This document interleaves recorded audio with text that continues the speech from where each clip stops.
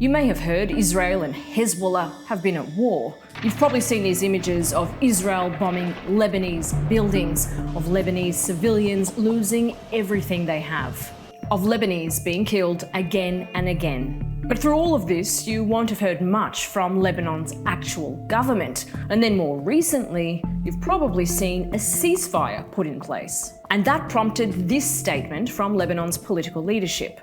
منذ اليوم الأول لكارثة النزوح التي حصلت لم تتوانى الحكومة عن الاطلاع بدورها الكامل. معا نستعيد ثقة العالم بنا ونعيد ثقة اللبنانيين بالدولة. Mikati made those comments after the ceasefire announcement on November 27. And you may have been asking, where was the government before that? Well, here's the thing. Lebanon doesn't really have a proper government, not one that functions as it should anyway. As we saw, Najib Mikati is Lebanon's PM, but he's a caretaker. His cabinet is also temporary, and that means Mikati and those ministers have limited authority. With its complex factional political system, Lebanon hasn't had a president since October 2022 either.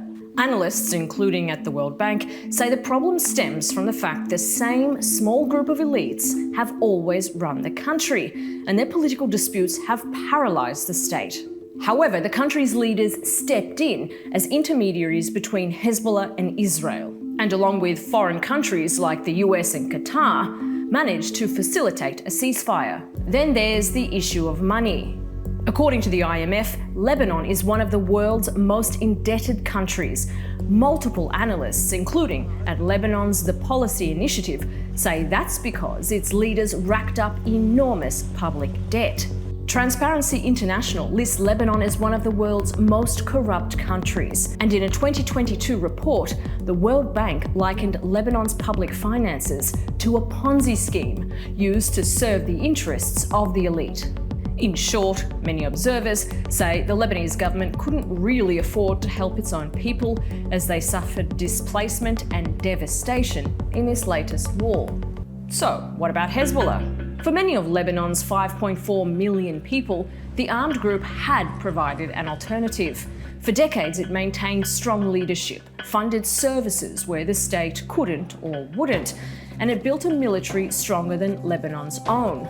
It also has members in parliament and strong alliances there too. But analysts at Chatham House say Hezbollah's power, without any oversight nor accountability, has the effect of undermining the state and its institutions, both military and civilian. Speaking of the military, what was the Lebanese army doing during this latest war? Although at least 41 Lebanese soldiers were killed, mostly by Israeli bombing, the army wasn't actually fighting Israel's invasion. Why? Well, it's complicated, and once again, money comes into play. Lebanon has received billions of dollars in foreign aid, including at least $3 billion in military aid from the US since 2006. Analysts, including at Foreign Policy, say if the government had backed Hezbollah and sent its troops to fight against Israel, it would have threatened this funding, as the US classifies Hezbollah as a terrorist organization. And if the Lebanese army had instead attacked Hezbollah, that could have started another civil war. In most countries, an army's failure to defend an attack by a foreign military would be seen as dereliction of duty. But Lebanon's army finds itself caught between a more powerful group and a government with no appetite for a direct conflict with Israel. In any case, the army and UN peacekeepers have been given joint responsibility to maintain security in the south under the ceasefire deal. So what remains are 5.4 million people who must navigate a collapsed economy, a country without a proper government, an outgunned military, and the ambitions of a powerful armed group. Lebanese civilians who, after yet another war, must reassemble their own lives while hoping better days lie ahead for their country.